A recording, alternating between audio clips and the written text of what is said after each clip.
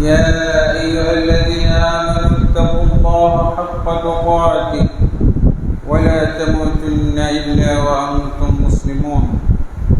يا أيها الناس اتقوا ربكم الذي خلقكم من نفس واحدة وخلق منها زوجها وبث منهما رجالا كثيرا ونساء واتقوا الله الذي تساءلون به والأرحام إن الله كان عليكم رقيبا.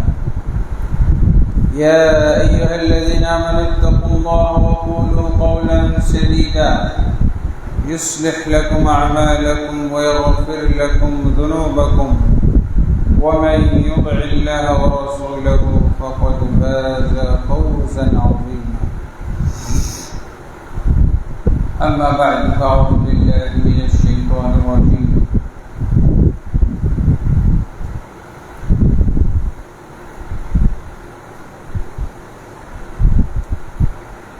أما بعد فإن خير الحديث كتاب الله وخير الهدي هدي محمد صلى الله عليه وسلم وشر الأمور محدثاتها وكل محدثة بدعة وكل بدعة ضلالة وكل ضلالة في النار. أما بعد فأعوذ بالله من الشيطان الرجيم. إن الدين عند الله الإسلام. وقال سبحانه: ومن أحسن قولا ممن دعا إلى الله وعمل صالحا وقال إنني من المسلمين. وقال سبحانه: ومن أحسن من الله حكما لقوم يوقنون.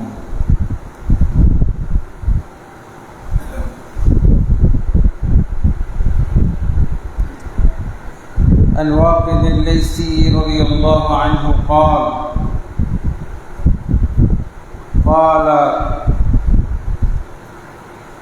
مر رسول الله صلى الله عليه وسلم إلى حنين فمر بالشجرة للمشركين يقال لها ذات عنوات، فقالوا: يا رسول الله اجعل لنا ذات عنوان كما لهم ذات عنوان. فقال النبي صلى الله عليه وسلم: سبحان الله، هذا كما قال قوم موسى اجعل لنا إلها كما لهم آلهة. والذي نفسي بيده لتركبن سنن من كان قبلكم. رواه أحمد والترمذي وصححه الألباني. আলহামদুলিল্লাহ, আল্লাহ তাবারক ওয়া তাআলার অসংখ্য অগণিত তারিফাত, সানা এবং শুকরিয়া যে আল্লাহ আমাদেরকে দিনের উপরে রেখে আজকে সপ্তাহের শ্রেষ্ঠ দিন, সাপ্তাহিক ঈদের দিন সালাতুল জুমা আদায় করার জন্য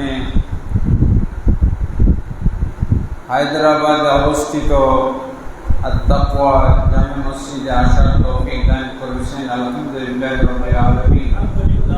নবী মুহাম্মদুর রাসূলুল্লাহ সাল্লাল্লাহু আলাইহি ওয়াসাল্লামের প্রতি অসংখ্য অগণিত দুরূদ ও সালাম নাযিল হোক। আল্লাহুম্মা সাল্লি আলাইহি আল্লাহুম্মা বারিক আলাইহি আল্লাহুম্মা সাল্লিম আলাইহি।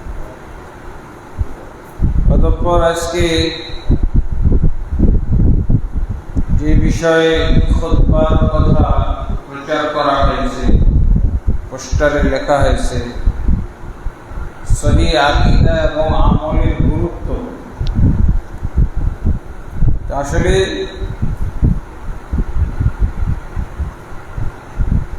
সহিহ আকীদা উপরে ইসলাম সর্বোচ্চ গুরুত্ব প্রদান করেছে। আগে আকীদা, তারপরে হলো আমল। এবং আকীদা বিভিন্ন ধরনের হইতে পারে। আকীদা সহিহ হইতে পারে, আকীদা বাতিল হইতে পারে। বাতিল আকীদা সহিহ আকীদা দুই ধরনেরই হইতে পারে। আমলের ক্ষেত্রে সহিহ আমল এবং বাতিল আমল দুই রকমই আমল আছে। তো আমরা যারা মুসলিম, যারা ইসলাম ধর্ম অবলম্বন করে আল্লাহর ইবাদত করবে, তাদেরকে অবশ্যই সহিহ আকীদা অবলম্বনে ইবাদত করতে হবে। আকীদার পূর্বে কোনো আমল নাই। সহিহ আগে আকীদা সহিহ করতে হবে, তারপরে হলো আমল। এমনকি আমলের ক্ষেত্রেও একটা আকীদা থাকতে হবে। এই জন্যই তো আল্লাহ রাসূল সাল্লাল্লাহু আলাইহি ওয়াসাল্লাম মক্কাতে তিনি এই জাহিলি সমাজের মধ্যে বসবাস করার সময় আল্লাহ রাসূল সাল্লাল্লাহু আলাইহি ওয়াসাল্লামের প্রতি সর্বপ্রথম যে বিষয়ে দাওয়াত দেওয়ার নির্দেশ এসেছিল সেটা কি? আকীদা। আমরা মুসলমানরা এমন বিভ্রান্তির মধ্যে আছি যে অনেকেই বলে থাকে যে আকীদা বলেই কিছু নাই। আকীদার বিষয়টাকে তারা হালকা করে থাকে। আকীদার বিষয় বলতে এটা কোরআনে নাই, ইসলামে আকীদা শব্দটাই নেই।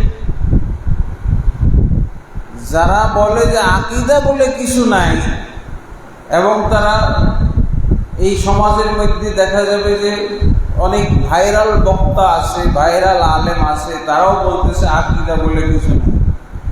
কিসের আকীদা? আসলে আকীদার অর্থটা আমাদেরকে জানতে হবে। আকীদা তো কোরআনেও আছে এবং হাদিসেও আল্লাহ রাসূল সাল্লাল্লাহু আলাইহি ওয়াসাল্লাম আকীদার বিষয়ে আলোচনা করেছেন, হাদিস এসেছে। তো আকীদা শব্দের অর্থ আমরা যেটা জানি সেটা হলো, আকীদা শব্দের অর্থ হলো সহজ অর্থ। বিস্তারিত এরকম ডিকশনারি পর্যালোচনা করার সুযোগ নাই। আকাদা ইয়াকিদু অবদান বা আকীদাতান ইত্যাদি এইভাবে আছে। এর অর্থ হলো একটা জিনিসকে দৃঢ় করা, মজবুত করা, গিরা লাগানো, বন্ধন লাগানো, বন্ধন এবং সেটাকে মজবুত করা। এখান থেকে ইতিকাদ শব্দ আছে। ইতিকাদা ইয়াতাকিদু এর অর্থ হলো বিশ্বাস করা, ঈমান আনা, ঈমান বা বিশ্বাস পোষণ করা।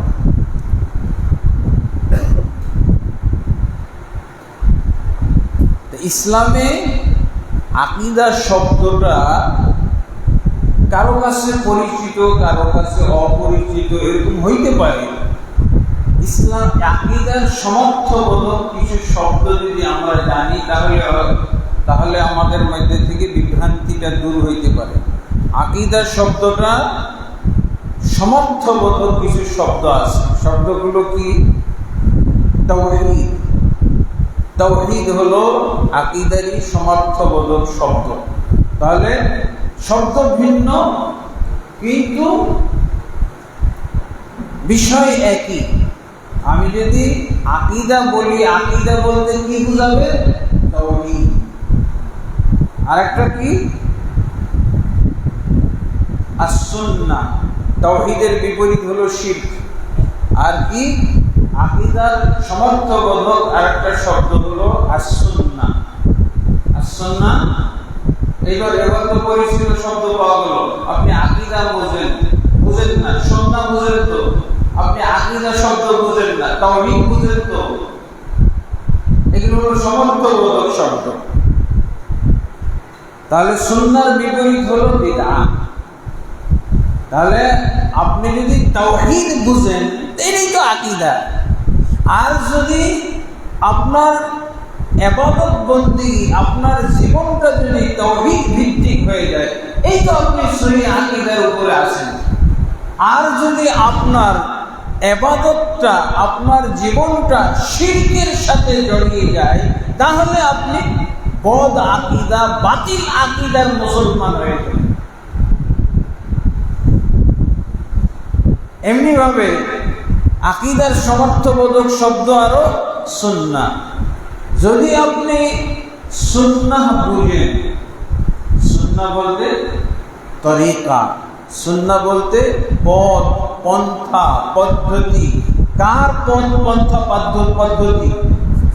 আল্লাহর বাতলে দেওয়া রাসূলুল্লাহ সাল্লাল্লাহু আলাইহি ওয়াসাল্লামের মাধ্যমে নির্দেশিত যে পথ, পন্থা, পদ্ধতি আছে ইসলাম পালনের ক্ষেত্রে, এগুলি হলো আকীদা।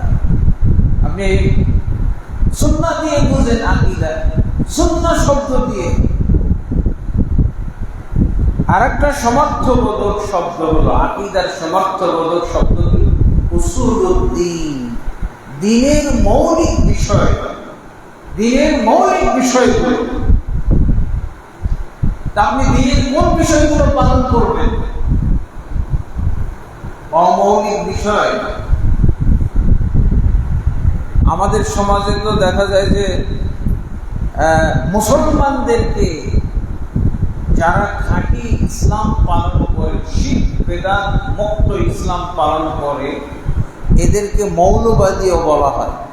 আমাদের দেশের নাস্তিকরা, সেকুলার নাস্তিকরা কি বলে? মৌলবাদী বলে। ওরা এটাকে গালি মনে করে। তো মৌলবাদীর বিপরীতটা কি? যাদের কোনো ভিত্তি নাই। মূল মানে তো হলো যার ভিত্তি আছে, যার গোড়া আছে, যার শিকড় আছে। আর যার মূল নাই, তার মানে তারা আগাছা, পরগাছা, যাদের কোনো ভিত্তি নাই, বাতিল। তাহলে উসুলুদ্দীন আকীদা শব্দের আরেকটা সমর্থবোধক শব্দ। আপনি কোনটা দিয়ে আকীদা বুঝবেন ঠিক করে ফেলেন। আপনার সহজ করে দেওয়া হচ্ছে, আজকে আকীদা বোঝাটাকে সহজ করে দেওয়া হচ্ছে। উসুলুদ্দীন, দ্বীনের মৌলিক বিষয়গুলো। দ্বীনের মৌলিক বিষয়গুলো কোথায় আপনি পাবেন? আল্লাহ রাসূল সাল্লাল্লাহু আলাইহি ওয়াসাল্লাম একটা হাদিসের মধ্যে উল্লেখ করেছে। এই ক্ষেত্রে বলা হয় যে আরকানুল ঈমান, ঈমানের রোকন সমূহ, আরকানুল ইসলাম, ইসলামের রোকন সমূহ, এগুলো দ্বীনের মৌলিক জিনিস না। আপনি আকীদা, আপনার আকীদা সহি করতে গেলে আপনার ঈমানের বিষয়গুলো সুন্দরভাবে, সঠিকভাবে, বিশুদ্ধভাবে জানতে হবে আর মানতে হবে। তাহলে আপনার আকীদা সহি, তাহলে আপনি সহি আকীদায় এসে গেলেন। আরেকটা আকীদার সমর্থবোধক শব্দ হলো আশ-শরিয়া, শরীয়ত। শরীয়ত বুঝেন তো? শরিয়া হলো আকীদা, তাওহীদ, সুন্নাহ, উসুলুদ্দীন, এগুলোরই সমর্থবোধক শব্দ। অতএব শরিয়া বলতে কোরআন এবং হাদিসের মধ্যে দ্বীনের যে মৌলিক বিষয়গুলো আল্লাহ উল্লেখ করেছে, সেগুলো আমাদেরকে অবশ্যই জানতে হবে এবং পালন করতে হবে। আকীদার আরেকটা সমর্থবোধক পরিচিত শব্দ, সেটা কি? আল ঈমান। ঈমান বুঝেন তো? ঈমানটাই তো হলো আকীদা। ঈমান হলো আকীদা। ঈমানের বিষয়গুলো কি? ঈমানের বিষয়টা এইগুলো: আল্লাহর প্রতি ঈমান, ফেরেশতাদের প্রতি ঈমান, রাসূলগণের প্রতি ঈমান, কিতাব সমূহের প্রতি ঈমান, আখিরাতের প্রতি ঈমান, তাকদীরের প্রতি ঈমান। এই যে ঈমান, ঈমানের বিষয়গুলো বিশুদ্ধভাবে আপনি জানবেন আর বুঝবেন আর মানবেন বা পালন করবেন, বাস এটাই হলো আকীদা, বিশুদ্ধ হয়ে গেল আপনার। আর যদি দেখা যায় যে এগুলোর মধ্যে আপনার ত্রুটি থাকে, এগুলোর ক্ষেত্রে যদি আপনার ভেজাল থেকে যায়, তাহলে আপনার আকীদাই ভেজাল, আপনার ইমানে ভেজাল। তাহলে কি আকীদা এখন অপরিচিত কোনো শব্দ? আরেকটা শব্দ, এটা আমাদের যুগে কম ব্যবহার হয়, এটা ইমাম আবু হানিফা রহমতুল্লাহ আলাইহির যুগে খুব ব্যবহার হইতো, বিশেষভাবে কালামি শাস্ত্র যখন ব্যাপকভাবে প্রচলিত ছিল, ব্যাপকভাবে প্রচারিত ছিল, তখন তার যুগে এই শব্দটা আকীদার সমার্থবোধক শব্দ হিসেবে ব্যবহার হইত কি আল ফিকহুল আকবার। আল ফিকহুল আকবার। ইমাম আবু হানিফা রাহমাতুল্লাহ আলাইহি আকীদার কিতাব লেখেননি, ইমানের কিতাব লেখেননি। কি লিখেছেন উনি? আল ফিকহুল আকবার। আল ফিকহুল আকবার এটা হলো মানে বড় ফিকহ, বড় বুঝ, বড় জ্ঞান, বড় উপলব্ধি। সেটা কি? আল্লাহ সবচেয়ে বড় না? আল্লাহু আকবার। আমরা কি বলি? আল্লাহু আকবার। এই যে আযানে আল্লাহু আকবার, ইকামতে আল্লাহু আকবার, সালাত শুরু হয় আল্লাহু আকবার। আল্লাহ সবচেয়ে বড়। আল্লাহ সংশ্লিষ্ট জ্ঞান, আল্লাহ সম্পর্কে যেই বিদ্যার মধ্যে জ্ঞান অর্জন করা যায়, সেই জ্ঞানটা হলো বড় জ্ঞান। তাহলে আকীদার আরেকটা সমর্থবোধক শব্দ পাইলাম, বড় জ্ঞান, বড় এলেম, বড় বুঝ, গুরুত্বপূর্ণ বুঝ। এই শব্দগুলো যদি আমরা মুখস্থ করতে পারি, তাহলে আকীদার শব্দ শব্দগত দিক থেকে ক্লিয়ার হয়ে গেল। শব্দগত দিক থেকে আমার আকীদা জানা ক্লিয়ার হয়ে গেল। আর অবশ্যই এই কারণে আকীদা তো মোটামুটি এবার আকীদা শব্দের অর্থটা জানা হয়ে গেল আমাদের। এই 6-7টা শব্দের মাধ্যমে আমরা আকীদা শব্দটা ক্লিয়ারলি বুঝতে পেরেছি। যেহেতু আকীদা এই সমস্ত বিষয়কে সংশ্লিষ্ট করে, তাওহীদ, তারপরে সুন্নাহ, দ্বীনের মৌলিক বিষয়, শরীয়তের মৌলিক বিষয়, ঈমানের সব মৌলিক বিষয়গুলো, এবং আল ফিকহুল আকবার সবচেয়ে বড় ফিকহ এখন আমাদের জানা সহজ হয়ে গেল। আল্লাহ রাসূল সাল্লাল্লাহু আলাইহি ওয়াসাল্লাম হাদিসে জিবরিলের মধ্যে যা বর্ণনা করেছেন, এগুলো সব আকীদার বিষয়। ইমানের 6টা রকম, ইসলামের 5টা রকম, তারপরে ইহসান, তারপরে কিয়ামতের আলামত। কিয়ামতের আলামত যেগুলো আল্লাহ রাসূল সাল্লাল্লাহু আলাইহি ওয়াসাল্লাম ভবিষ্যৎবাণী করেছিলেন, সেগুলো সব আকীদার অন্তর্ভুক্ত বিষয়। এখন কি আমরা এই আকীদার বিষয়গুলো জানব, না জেনেই ইসলাম পালন করব? আল্লাহ রাসূল সাল্লাল্লাহু আলাইহি ওয়াসাল্লাম এই আকীদার যে উৎস, এই যে আকীদার উৎস, সেটা হলো কি? লা ইলাহা ইল্লাল্লাহ।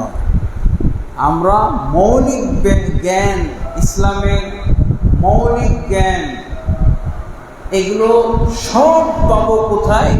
লা ইলাহা ইল্লাল্লাহর মধ্যে। এই জন্য আল্লাহ তাবারক ওয়া তাআলা আমাদেরকে কি বলছেন? ফা'লাম আন্নাহু লা ইলাহা ইল্লাল্লাহ। তার আগে আল্লাহ কি বলছেন? ইকরা বিসমি রাব্বিকাল্লাযী খলাক। পড়ো তোমার রবের নামে, যিনি সৃষ্টি করেছেন। এই যে পড়া, প্রথমেই পড়ার কথা, আর পড়াটা হবে রবের নাম। ঈমান বির রব এখানে আছে। আর এই ঈমান বির রব, রব্বের প্রতি ঈমান, আর এর সাথে সম্পর্ক। তার আগে হলো রব শব্দের আগের শব্দ হলো ইকরা, পড়ো। তাহলে আল্লাহ তাবারক ওয়া তাআলা রাসূলুল্লাহ সাল্লাল্লাহু আলাইহি ওয়াসাল্লামকে প্রথম যে ওয়াহী করেছিলেন, প্রথম যে প্রত্যাদেশ নাজিল করেছিলেন, সেটা কি? পড়ো তোমার রবের নাম। একই সাথে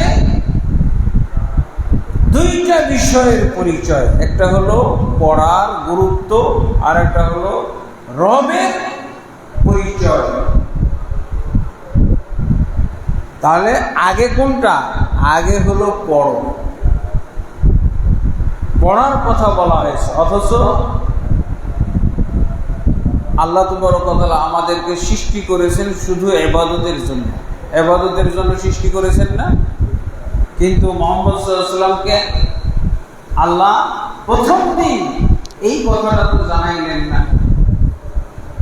আল্লাহ ইবাদতের জন্য সৃষ্টি করেছেন মানব দানব জাতিকে। আদম আলাইহিস সালাতু ওয়াস সালামকে সৃষ্টি করেছেন, তার সন্তানদেরকে সৃষ্টি করেছেন, তার পূর্বে জিন জাতিকে সৃষ্টি করেছেন। সবাইকে সৃষ্টি করেছেন কি জন্য? তার ইবাদতের জন্য। ওমা খালাকুল জিন্না ওয়াল ইনসা ইল্লা লিয়াবুদুন। আমি জিন এবং ইনসান সৃষ্টি করেছি কেবলমাত্র আমার ইবাদতের জন্য। অথচ আল্লাহ তাবারক ওয়া তাআলা মুহাম্মদ সাল্লাল্লাহু আলাইহি ওয়াসাল্লামকে ওয়াহী, প্রথম ওয়াহী নাযিল করেছেন ইকরা, পড়ো। রবের নামে পড়তে বলছেন, তার অর্থ হলো রবকে চিনতে হলে আমাদেরকে আগে পড়তে হবে। আগে কি করতে হবে? পড়তে হবে। পড়াশোনা ছাড়া যে ব্যক্তি রবকে চেনার চেষ্টা করবে, তার চেনার মধ্যে ভুল থাকবে। আর রবকে যে চিনতে পারবে না, তার ইবাদতও শুদ্ধ হবে না, তার ইবাদত আল্লাহর কাছে গ্রহণযোগ্য হবে।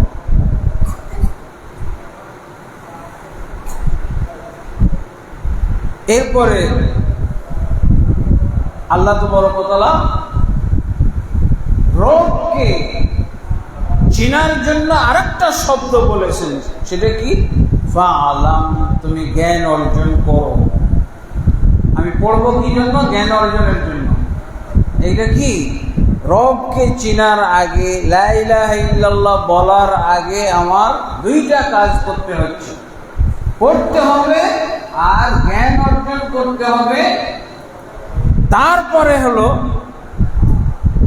সামনে অনেক ফাঁকা জায়গা আছে, আপনারা এগুলো পূর্ণ করেন। পিছনে মুসল্লিদের জায়গা হচ্ছে না। এই যে সামনে অনেকগুলো জায়গা আছে, আপনারা আসেন, আসেন, সামনে আসেন, সামনে আসেন, পিছনটা খালি করেন। অনেক জায়গা, অনেক জায়গা।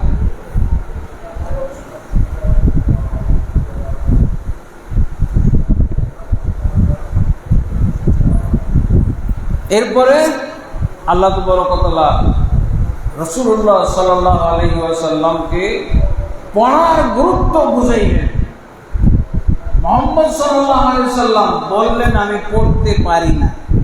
কিন্তু পড়তে পারি না বললে ছাড়া হয় না, বরং রাসূলুল্লাহ সাল্লাল্লাহু আলাইহি ওয়াসাল্লামকে প্রেসার দিয়ে জিবরিল আলাইহিস সালাতু ওয়াস সালাম তাকে বুকের সাথে চেপে ধরে তারপরে পড়িয়েছেন। আল্লাহু আকবার। মুহাম্মদ সাল্লাল্লাহু আলাইহি ওয়াসাল্লাম তিনি বলেছিলেন, মা আনা কারি, মা আনা বিকারি, আমি পড়তে জানি না, আমি পড়তে পারি না।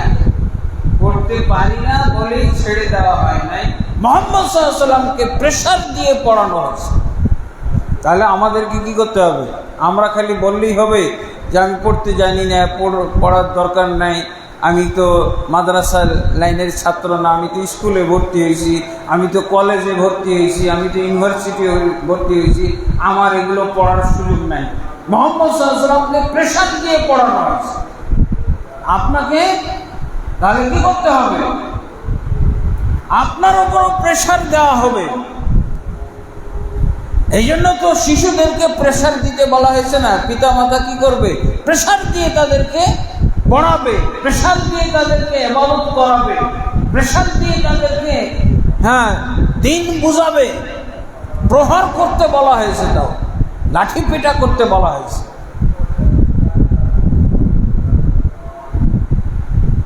তারপরে কি বিষয়ে আমাদেরকে আগে পড়তে হবে, কি বিষয়ে জ্ঞান অর্জন করতে হবে, সেটা হলো আল্লাহ সম্পর্কে, আল্লাহ সম্পর্কে। আর এই জন্যই বলা হয় যে কালেমা হচ্ছে মুসলমানদের আকীদার মূল উৎস। ফাআলাম আন্নাহু লা ইলাহা ইল্লাল্লাহ, তুমি জ্ঞান অর্জন করো, জানো যে আল্লাহ ব্যতীত সত্যিকার অর্থে কোনো মাবুদ নাই। তাহলে সত্যিকার মাবুদকে আমাদের জানতে হবে। এই কথাটা আল্লাহ রাসূল সাল্লাল্লাহু আলাইহি ওয়াসাল্লাম, এই যে এটাই হলো আকীদার শিক্ষা। আল্লাহ রাসূল সাল্লাল্লাহু আলাইহি ওয়াসাল্লাম 12 বছর পর্যন্ত আকীদার শিক্ষা দিয়েছেন। আল্লাহ রাসূল সাল্লাল্লাহু আলাইহি ওয়াসাল্লাম কি করেছিলেন? 12 বছর পর্যন্ত আকীদা শিক্ষা দিয়েছেন। সেই আকীদার বিষয়টা কি ছিল? কালেমা। কালেমার মাধ্যমে আল্লাহ রাসূল সাল্লাল্লাহু আলাইহি ওয়াসাল্লাম তার উম্মতকে, তার সমাজের লোককে, মক্কাবাসীদেরকে তিনি আকীদার শিক্ষা দিয়েছিলেন, সাহাবীদেরকে আকীদার শিক্ষা দিয়েছিলেন। কত বছর? 12 বছর। এই 12 বছরের মধ্যে সালাতও ফরজ হয় নাই, যাকাত ফরজ হয় নাই, সিয়াম ফরজ হয় নাই, হজ উমরা ফরজ হয় নাই। তাহলে আকীদার বিষয়ে কত গুরুত্ব, কত সময় দেওয়া হলো? একচেটিয়া 12 বছর। এরপরে দ্বিতীয় রকম ফরজ হলো, সেটা কি? সালাত। নামাজ ফরজ হলো নবুয়তের 12তম বর্ষে বা 11.5 বছর পার হওয়ার পর। 11.5 বছর পার হওয়ার পর কি হলো?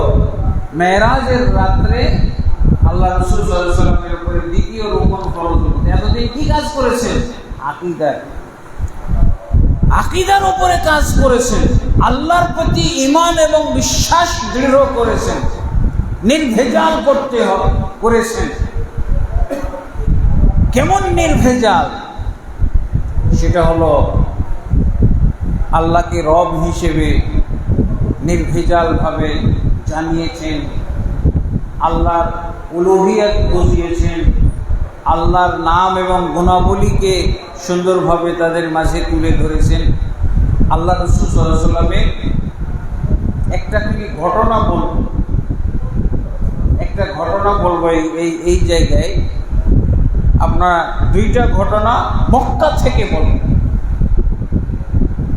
মক্কার 2টা ঘটনা। একটা হলো রাসূলুল্লাহ সাল্লাল্লাহু আলাইহি ওয়াসাল্লামের প্রতি আল্লাহ যেটা ফরজ করেছিলেন, সেটা কি? আকীদার দাওয়াত দেওয়া। আকীদা বা ইসলামের দাওয়াত, পূর্ণাঙ্গ ইসলামের দাওয়াত। কিন্তু এর মধ্যে আল্লাহ সিরিয়াল করে দিলেন। প্রথমে কালেমার দাওয়াত হবে 12 বছর, একটানা 12 বছর। আর বাকি 4টা তাহলে দাওয়াত কতদিন হয়েছে? 11 বছর। 12 আর 11 কত? 23 বছর। রাসূল সাল্লাল্লাহু আলাইহি ওয়াসাল্লামের নবুয়তি জিন্দেগির মধ্যে 12 বছর শুধু আকীদার দাওয়াত, আর 11 বছর আকীদা প্লাস আমলের দাওয়াত। 4টা আমল। 4টা আমল কি ছিল? সালাত, যাকাত, সিয়াম, হজ, উমরা। 4টা আমলে তিনি নির্দেশ লাভ করলেন বা দাওয়াত দিলেন 11 বছর। আর শুধু আকীদার দাওয়াত দিলেন 12 বছর। কি বোঝা যায়? গুরুত্ব আছে না আকীদার? এটাই হলো ইসলামের ফাউন্ডেশন। আকীদা কি? ইসলামের ফাউন্ডেশন। আরেকটা আমরা বলতে পারি যে কোনো প্রাণীর মাথা মাথা যেমন গুরুত্বপূর্ণ, ঠিক আকীদা হলো এরকম গুরুত্বপূর্ণ। ইসলামের ক্ষেত্রে আকীদা হলো মাথা, বা বলতে পারেন যে আরেক শব্দ ফাউন্ডেশন। এই যে বিল্ডিংটা উঠেছে, এই যে 10 তলা বিল্ডিং দেখেন, এটা উঠে কিসের উপরে? ফাউন্ডেশনের উপরে। যদি ফাউন্ডেশন না দেওয়া হয় তাহলে এই বিল্ডিং উঠবে, এই বিল্ডিং থাকবে, বিধ্বস্ত হয়ে যাবে, সব টাকা পয়সা বরবাদ। এই জন্য কেউই ফাউন্ডেশন ছাড়া কোনো বিল্ডিং উঠায় না। অথচ ফাউন্ডেশন দেখাও যায় না। ফাউন্ডেশন কি দেখা যায়? ফাউন্ডেশন মাটির নিচে থাকে। ঠিক আকীদার বিষয় এটা দেখা যায় না, এটা অন্তরের মধ্যে থাকে। আকীদা যদি আপনার অন্তরে যত মজবুত হবে, আপনার আমল তত মজবুত হবে।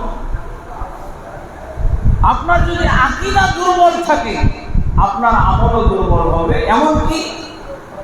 এমন হইতে পারে যে আপনি আমলের ক্ষেত্রে চোর হইতে পারেন, আপনি নামাজ চোর হবেন, আপনি সিয়াম চোর, আপনি জাকাত ফাঁকিদাতা হবেন, জাকাত ফাঁকি দিবেন, আপনি হজ উমরার ক্ষেত্রে ফাঁকি দিবেন।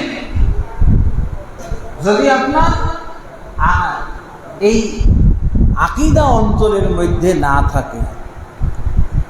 আকীদার অর্থ হলো গিরা দেওয়া, আল্লাহর প্রতি ঈমান, বিশ্বাস এবং মৌলিক জ্ঞানগুলোকে অন্তরে বেঁধে ফেলা, যাতে করে এই অন্তরের থেকে আপনাকে প্রেসার দেয়, আপনার মন আপনাকে প্রেসার দেয়, আপনার দিল আপনার কলব আপনাকে প্রেসার দেয় আমলগুলো করার জন্য। অন্তর থেকে যদি আপনার প্রেসার না আসে, তাহলে আপনি আমলে ফাঁকি দিবেন।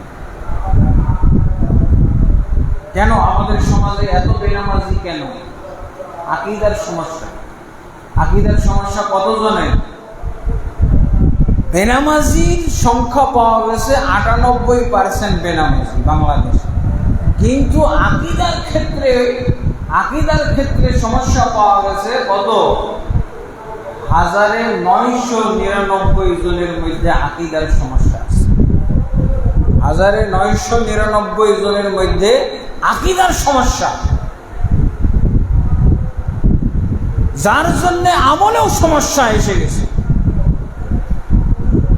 যেহেতু আকীদার ক্ষেত্রে যদি আমরা পরিপূর্ণতা অর্জন করতে পারি, আকীদা বিশুদ্ধ করে ফেলতে পারি, তাহলে আমলের ক্ষেত্রে আর কষ্ট করা লাগবে না। এমনকি আমরা যে ইসলামী রাষ্ট্র কায়েম করার জন্য এখন খুব আশাবাদী, খুব তৎপর, খুব দৌড়ঝাঁপ করতেছি, মনে হচ্ছে হয়ে গেছে, হয়ে যাবে। এটাও কিন্তু হবে না। রাসূলুল্লাহ সাল্লাল্লাহু আলাইহি ওয়াসাল্লামের আদর্শ, আকীদার ক্ষেত্রে রাসূলুল্লাহ সাল্লাল্লাহু আলাইহি ওয়াসাল্লামের আদর্শটা কি? রাসূলুল্লাহ সাল্লাল্লাহু আলাইহি ওয়াসাল্লামকে ক্ষমতা দিয়ে দিতে চেয়েছিল। মক্কাবাসীরা কি বলেছিল? হে মুহাম্মদ, তোমাকে আমরা কালেমার দাওয়াত বন্ধ, আকীদার দাওয়াত বন্ধ করার জন্য তারা রাসূলুল্লাহ সাল্লাল্লাহু আলাইহি ওয়াসাল্লামকে ক্ষমতা দিয়ে দিতে চাইছে। মক্কার ক্ষমতা, মক্কার লিডার বানিয়ে দিতে চেয়েছিল, মক্কার প্রধানমন্ত্রী, মক্কার প্রেসিডেন্ট বানিয়ে দিতে চেয়েছিল মক্কাবাসীরা নিজেরা। এত সহজে কেউ নেতৃত্ব পায়? এই যে আমাদের কত লোক মারা যাচ্ছে, কত দৌড়ঝাঁপ, কত চেষ্টা তদবির, কত কি করতেছে, ক্ষমতা পাইতেছে? ক্ষমতা পাচ্ছে না। অথচ মুহাম্মদ সাল্লাল্লাহু আলাইহি সাল্লাম কালেমার দাওয়াত এমনভাবে দেওয়া শুরু করলেন, এই কালেমার দাওয়াতের ঠেলা সহ্য করতে পারতেছিল না। তারা বলছে, তুমি এই কালেমার দাওয়াতটা বন্ধ করে দিয়ে তুমি ক্ষমতা নিয়ে নাও, ডাইরেক্ট ক্ষমতা নেই। আকীদার দাওয়াত এমনভাবে আল্লাহ রাসূল সাল্লাল্লাহু আলাইহি ওয়াসাল্লাম দিচ্ছিলেন, কোনো ছাড় নাই। এর জন্য এখন যা করতে হয়, যা তারা বুঝুক। তারা কি বুঝতেছিল? যে মুহাম্মদ সাল্লাল্লাহু আলাইহি ওয়াসাল্লামের যে আকীদার দাওয়াত শুরু করেছে, কালেমার দাওয়াত শুরু করেছে, এতে করে তো আমাদের এই যে মক্কা নগরীতে কুরাইশ বংশের মধ্যে কত পণ্ডিত, মহাপণ্ডিত সব যে বোকা হয়ে যেতেছে, সব নির্বোধ প্রমাণিত হইতেছে, সব ব্যাকল প্রমাণিত হইতেছে। আমাদের এই আরব জাতির মধ্যে সর্বশ্রেষ্ঠ বংশ কবিলা হলো কুরাইশ। সেই কুরাইশের এত বড় বড় নেতাগুলোকে সে বোকা বানাই ফেললো মুহাম্মদ। তারপরে আমরা এই যে 360টা মূর্তি, এই মূর্তিগুলো কত কষ্ট করে আমরা সংগ্রহ করেছি।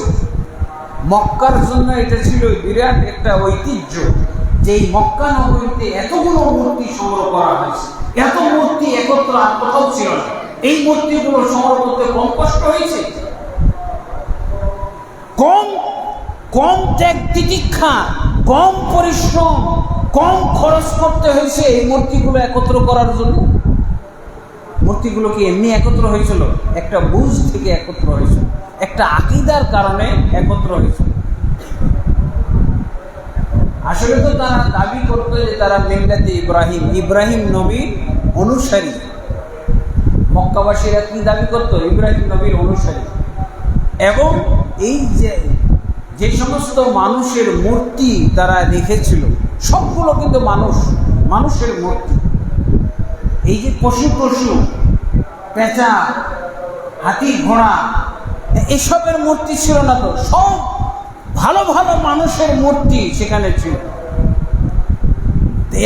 এরা এটাকে মনে করেছিল যে এটা হলো কাবা ঘরের মানান, মসজিদুল হারামের মানান ছিল।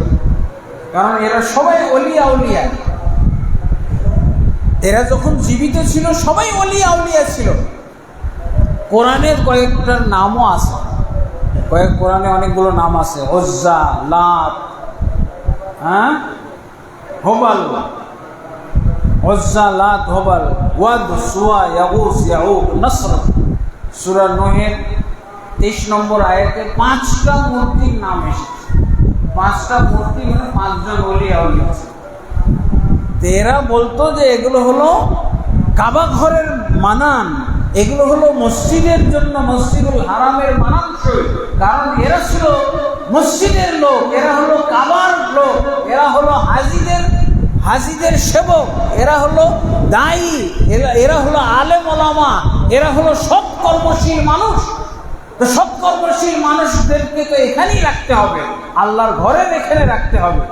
মূর্তি বানিয়েছে।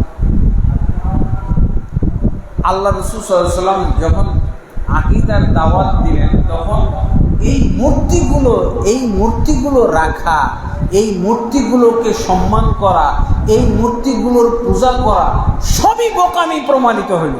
মুহাম্মদ সাল্লাল্লাহু আলাইহি ওয়াসাল্লামের আকীদার দাওয়াতের কারণে মক্কাবাসী দেখতেছে যে এই যে মূর্তি পূজাটা আমরা শত শত বছর যাবৎ করে আসতেছি, কত জ্ঞানী, বিচক্ষণ এবং বুদ্ধিমান, বিবেকবান লোকেরা এগুলো করে এসেছে। তারপরে তাদের একজন মুজাদ্দিদ এসেছিল, যিনি এই মূর্তিগুলোর ফজিলত, মূর্তিগুলোর গুরুত্ব, মূর্তিগুলোর কি মূল্য, এগুলো এই মক্কাবাসীকে, কুরাইশদেরকে বুঝিয়েছিল। সেই লোকটার নাম সহিহ বুখারীর মধ্যে এসেছে, আমর ইবনে লুহাই আল-খুজাই। আমর ইবনে লুহাই আল-খুজাই এটা ছিল সবচেয়ে বড় ওলিয়া, আধ্যাত্মিক নেতা মক্কার।